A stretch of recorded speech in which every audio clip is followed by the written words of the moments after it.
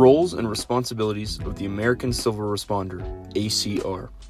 The American Civil Responder is a multifaceted individual that is capable of both team and individual operations.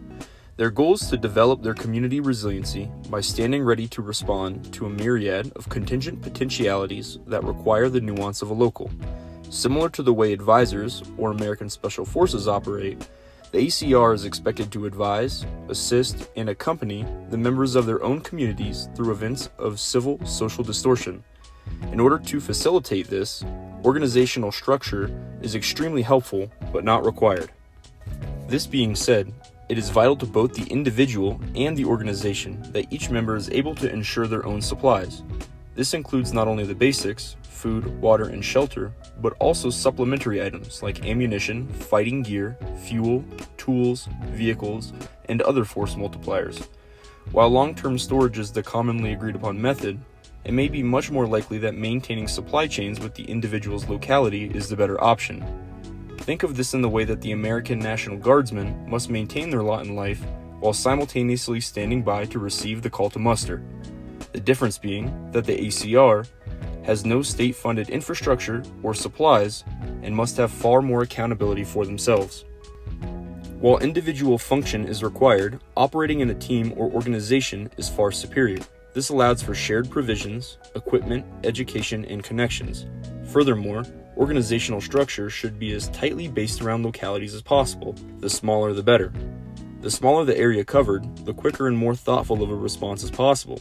For example, a town-sized area would have a much more connected group of responders than a county-sized area, and would be better received by local communities since they are already known individuals of said community. The ACR should seek to deeply integrate themselves in their communities in order to have more influence and freedom of movement when potential conflicts arise. This applies to both the organization and the individual. This can be accomplished through outreach activities, like being part of the security team in religious infrastructures, volunteering at the local food bank, or fundraising for a local cause. Strong integration into small communities is essential at both the individual and organizational levels. As far as organizational structure goes, it is advisable to ensure that all parts of the organization can operate under complete decentralization. If the highest levels of the organization are compromised, then the lower levels should be able to fully carry out their functions without direct command. Competency and moral alignment are key. Choose your team accordingly. This proposed organizational framework is only a suggestion based on the current technology, capabilities, and expectations of what a modern conflict may look like. This structure, while organized into fighting teams, the highest potential level of function, is more so in place to maintain a chain of command for the dissemination and flow of information. The regional organization is a coalition of local response team leaderships that operate as a think tank and make decisions for the organization as a whole. The local response team leaders run the local response teams, which are consisting of a coalition of squad leaders. The squads are made of a squad leader, a radioman, a medic, fire support, and electronic warfare. Each member of the squad is expected to generally specialize into their own role.